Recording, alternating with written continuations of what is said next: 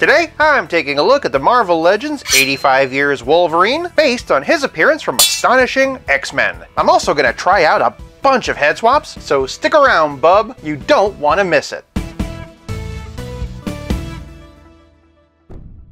Welcome to 5 Points of Articulation. Starting off with the packaging, and Wolverine comes in that new style of Marvel Legends window box. This one, however, has some special graphics celebrating Marvel's 85th anniversary. On the side, we get some astonishing artwork of Wolverine, and then some more on the back. Heh, moron. For those looking in store, here's the UPC, and for packaging, Wolverine gets 5 points. Moving on to presentation, and Wolverine stands at 5 3/4 inches, or 15 centimeters. For those who don't know, Wolverine in the comics is a short king, clocking in at 5'3", so this is perfectly appropriate. In terms of nostalgia, the brown and orange or the tiger stripes are the looks that I'm the most fond of, but if I'm being objective, I think that this is actually Wolverine's best costume. You've got that two-tone stripe down the middle feel from the brown and orange, along with the main strokes of the tiger stripe, but slightly more realistic and ditching the trunks. What's your favorite Wolverine costume? Sound off in the comments. Hasbro was really given all the care and attention that this costume deserves. Not just the costume, but also the head sculpt. We've had lots of unmasked Logan heads over the years, but this one feels the most real, and it's definitely been elevated by the 3D paint technology. Just wait till you see how this looks on other Wolverine bodies. Speaking of bodies, Wolverine is a famously hairy man. The sculpting and painting here is probably the best that Hasbro's ever done in this department. I don't have the Wolverine and Lady Mandarin 2-pack, but from the pictures I've seen, these arms might be reused from them. One thing I thought was reused was the belt. I thought it was the one from the Bonebreaker Wave version, but that's not the case. The figure's pinless, which really adds to the quality. The claws are soft, but nice and straight. I will say the sculpting is a lot more angular and more theatrical than your typical comic Wolverine figure. That said, if you wanted to yank them out and plug in some third-party customs, you definitely could. For presentation, Wolverine gets 5 points. If you're enjoying this video so far, do me a favor and give it a like. Moving on to Poseability, and that's one of the most hotly discussed aspects of this new Wolverine figure. Working top down in Wolverine's head in a dumbbell joint, given that he's a shorter character, he doesn't quite look up as high as I wish he could. A little extra dip in the base of the neck would really go a long way there. Logan can look down a fair bit though. Not only that, but the dumbbell does allow for a great amount of tilt, and of course he gets all the way around. Moving on down, and Wolverine can raise his arms about 90 degrees. He gets forward and back thanks to the butterfly joint, as well as complete rotation. Additionally, the shoulder pads can be posed independently as well. Moving down the hirsute arms, and Logan has bicep swivel, pinless double jointed elbows with a 45-degree bend, and wrists that can swivel and hinge either up or down. It's when we get to the torso articulation that we come to the most interesting part of the figure. Similar to Renew Your Vows Spider-Man, and Wolverine has a diaphragm joint and a reverse ab crunch. Utilizing both, he can arch back this far and hunch forward this far, which is fantastic. Only downside is that using the articulation really breaks up the stripes. Additionally, the diaphragm joint gives him tilt and twist. Berserker Rage! Below the inverted ab crunch, and Wolverine has ball jointed hips. He can only kick this high, which given how thick his legs are does make sense. That said, he does get a perfect split. Moving down the leg, and Logan also has thigh cut, as well as pinless double jointed knees with a nice deep bend. He unfortunately does not have boot cut, but he does have ankles that can hinge and pivot. Boot cut aside, and it's hard to argue with the incredible range of that expanded torso articulation, and the updated shoulder articulation is really helpful. For Poseability, 85 Years Wolverine gets 5 points. Moving on to Playability, and oh Canada, do we have a lot to talk about. You know, because Wolverine's Canadian. Throughout the video, I've been showing off these clawed fists. He also has a pair of fists where the claws have been retracted, but here's the thing. Most Wolverine figures come with that. What no Wolverine has ever come with before is an alternate pointing hand, or an alternate open hand. Well, from Hasbro anyway. Normally Hasbro throws in a few different extra hands because they're just the same reused ones over and over and over again, but because of the ports for the claws, these ones had to be uniquely sculpted. I can't even begin to tell you just how excited I am for these new options. Not just for this figure, but also seeing them reused in the future for further Wolverines down the road. If you're hoping to swap them out with one of the existing Wolverines in your collection, I wouldn't get too excited. Unless you want to crack out the paints, the blues don't exactly match, though the Apocalypse Wave does look pretty similar. Of course, what would Wolverine be without a mask? Hugh Jackman in the Fox movies, that's what. Just like the unmasked head, I really love all the sculpted and painted detail here. It really captures his ferocity, not to mention looking like the profiles of two very angry Batmen. I do understand the desire for a more static expression, but just look at the box art. Given how both pictures have gritted teeth, this head's starting to make a lot of sense. And hey, that's what head swabs are for. Of course, playability is more than just accessories or foreshadowing later parts of the video. It's also about how well your figure plays with others. Starting with one of the main reasons we're talking about Wolverine this week, and here we have Deadpool. This one's from the Bob 2-pack. For a couple of astonishing X-Men comparisons, and here we have Cyclops, and Emma Frost, the White Queen. That said, for a couple of other more modern X-Men, and here we have the Pyro 2-pack Rogue, and a bootleg of the Marvel Now Storm. For just a few Wolverine villains, and here we have Lady Deathstrike, the 5-pack version of Cyber, and the Marvel Select Sabretooth because my 2-pack pre-order still hasn't shipped. Shifting gears though to the new Avengers, and here we have the 80 Years Captain America, the Model 20 Iron Man, which is really the 24 or 25, the Secret Invasion 2-pack version of Spider-Woman, and Renew Your Vows Spider-Man. On the subject of Spider-Man, and for a relative scale comparison, here's Wolverine with Pizza Spidey and the Spectacular Spider-Man, and as always, here he is with Stealth Iron Man. Huh.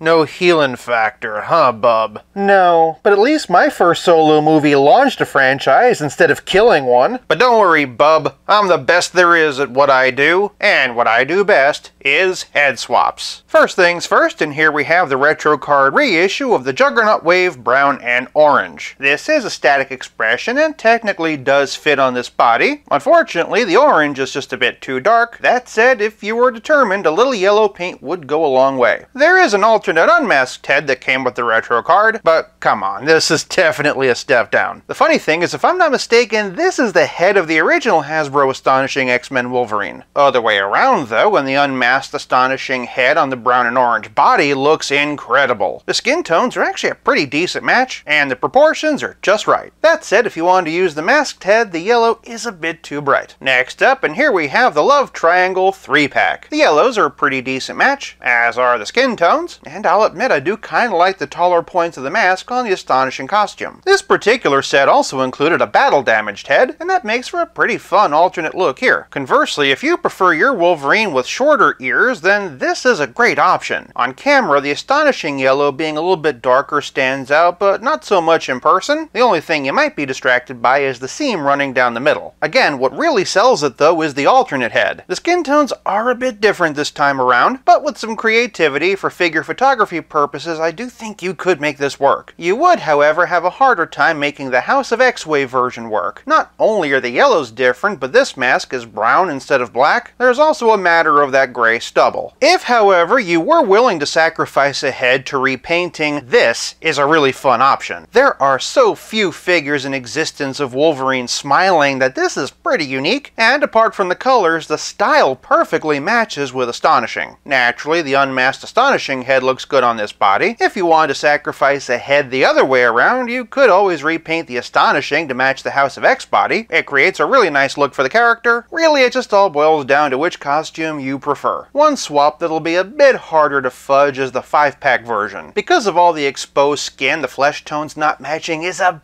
bit more obvious. At basic eye level on your shelf though, you're not really going to notice. On the flip side, the scratched up battle damaged face on the Astonishing body is pretty cool. Here, the skin tone differences are barely noticeable, and it offers a fun alternate option. And on the subject of options, the 5-pack includes this more feral Screaming head. This is a great match. It's also similar to this head from X-Men 275. The only difference there is that this is a gritted teeth version. Again though, if you like the look, it works perfectly here. The best part is that there's also a closed mouth option, but the Astonishing head on the training uniform body is pretty awesome too. The nice thing here is that there's no other skin tones to compete with. If you want to give him a mask though, the yellow on the training uniform is a bit too bright. That one can't hold a candle to the bright yellow of Bonebreaker. This one's practically neon. It's a shame too because, as we've seen, we rarely get static Wolverine faces, even if it is just reused from the Juggernaut wave. The unmasked head does look good on this body, but the Bonebreaker wave does come with an unmasked unmasked head of its own. This is just the Screaming head from the 5-pack, but for those who don't want to shell out for an extra head, this is a pretty good way of getting it. For one Wolverine that's become painfully hard to get, and here we have X-Men 97. If you can get past the ridiculously large ears, this one does work out okay. The yellows are a little different, but if you're determined to have a static expression, then this is an option. Less of an option is its alternate unmasked head. The skin tones are way too different, and the head, while well sculpted, is simply too cartoony for this body. Conversely, this one is not as viable an option. The darker yellow of this mask stands out way more than the other way around, and again, the mismatched skin tones are an issue. Of course, I know some of you would like to see a swap with these heads. For that, you're just gonna have to come back for my review of these two. If you're not already, make sure you're subscribed so you don't miss it. With multiple accessories, multiple teams you can put them on, and multiple head swap options, it should go without saying that for playability, Wolverine gets 5 points. This leaves us with nothing left to discuss but the price. Although it might need to be its own debate for another day, this might just be the best Marvel Legends Wolverine Hasbro has made. At the very least, I expect it to be on a lot of people's top 10s this year. And at $24.99, this Wolverine isn't just good, it's astonishing. For price, I'm giving Wolverine 5 points, averaging out to a perfect total of 5 out of 5. For more Wolverine videos, check out one of these. Until next time, play nice and have fun.